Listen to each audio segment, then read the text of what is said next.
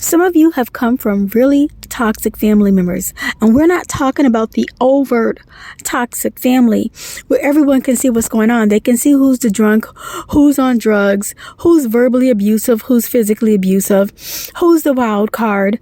No, this has its challenges. But when you come from a covert toxic family, it's almost more potent. It's more damaging because you're locked within yourself. You cannot speak out to anybody else because everyone thinks that your family is great. They think your family members are great. And your family members keep close ties on you. Even when there's family gatherings, there's always someone watching you, making sure that you're in check, making sure that you don't speak out or say any of your truth or somehow announce to anybody there that there's abuse going on behind the scenes. They're going to make sure that you're shut down. They don't want you being able to ever speak your truth. And there's a real threat behind that. It's not just words or an empty danger. No, it's a real threat. These are extremely dangerous people. And so this is why many of us had to stay small. We had to stay under the radar because of the dangerous nature of some of our family members that other people don't get to see, because these family members, they know how to be so flighty, so smiley and laughy and happy with everybody else, so charming, and so just that good vibe. They know how to put out those good vibes to make you think, oh, these are good people, these are good natured people, salt of the earth people. And these are the very people that are keeping you down, keeping you stifled, not allowing you to have any friends, isolating you from other people so that they can be the ones to drain you dry and use you up. And some of the family members, they'll threaten ostracizing you. If you don't do this, you're not a part of the family. If you don't do exactly what they want, then you're not trying to be a part of the family. See, that's what I went through, and I know that I'm not the only one. And it puts you in this lockdown position whereby they don't want you to have any moment to think for yourself. They want you constantly in healing mode, because the moment that you start to actually overcome something, then you start evolving. And the more that you evolve, then you'll start elevating.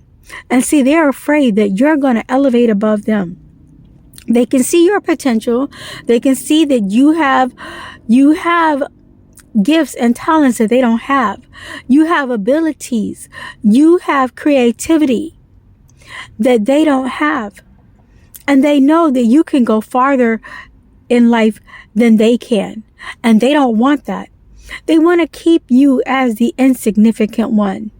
They want to keep you down so that they can stay up and they can have someone to feel bigger than and more important than. It's like when you do for them, they don't want to do back for you. They don't want to do for you. When you're there for them and you really are there for them, you do it in a thoughtful way, in a considerate way, in a heartfelt way, a genuine way. They don't want to be back for you in that same way. They want to give you the bootstrap talk and pull yourself up by the bootstraps and stop being so dependent on them. Stop being so needy when you weren't being needy. But they don't consider themselves as being needy when they start trauma dumping on you. They don't consider that as being needy. So people who are able to see behind the veil are wondering, how did you make it out of all that? Well, you were able to start taking secret time to yourself, taking time to be with the Lord in any way, form, or that you're able to be with the Lord, whether it's through singing your own songs and worship to the Lord, reading your Bible, praying to the Lord, but you were able to take some time to be with the Lord. And the more that you were able to do that, you were able to evolve. Now, I know you're saying, I've been through this for a long time. I've been praying for a long time and going through all this long suffering before I seen any change. Well, the change had to start from the inside first. There was a lot of healing. See, the people that you were around, they did not want you to have real healing. They wanted you to constantly be in recovery, but never to receive real healing. But every time you took time away to isolate yourself from them, to turn off the phone, to not be so available, to not tell them the truth about everywhere you're going and everything you're doing, so that you can just have some time to think, just to clear your mind and think. They may think that you're out at the mall or at some crazy noisy place, but you could be at a park, just taking some time to yourself to think and to clear your mind. And the more you do that, you're able to heal and you're able to evolve. And the more that you're able to evolve and heal, God can elevate you. And the more that you're elevated, then God will start pulling you out of those situations. That's when you're going to see where you suddenly lose your job. You're suddenly losing your apartment. And you're thinking that your world is upside down. And you're thinking that, how could God do this to you on top of everything else that you're going through? But God was not doing it to you. He was doing it for you to isolate and separate from that toxic environment. The more you elevated, He was able to pull you out of that toxic environment. And He was able to let you see who is who in your family, who is who amongst your frenemies, who is who on your job, so that you won't go back to that danger anymore. Because, if you try to go back, it could be the end of your life. Now they see that you see them for who they are. And because of that, if you ever try to go back to them, it can be an endangerment to your life. Not just an uncomfortability, not just a discouraging situation. No, life-threatening. So this is why God, when He pulls you out of something, He doesn't let you go back. Now, if they're able to come forth to where you are with a repentant spirit, such as Jacob's, Joseph, brothers came to him with a repentant spirit. If they're able to come back to you with a repentant spirit, then you can renegotiate things on a different term. Because you're on a different playing field. You're not under their suppressing control. You're on a different field.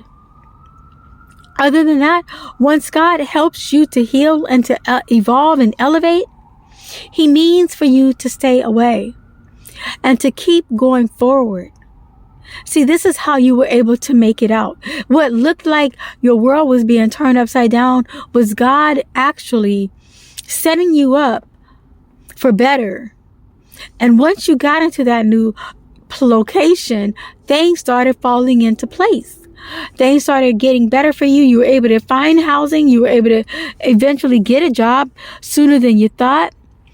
You didn't die. You're still here. You're still breathing. You're still living on this earth.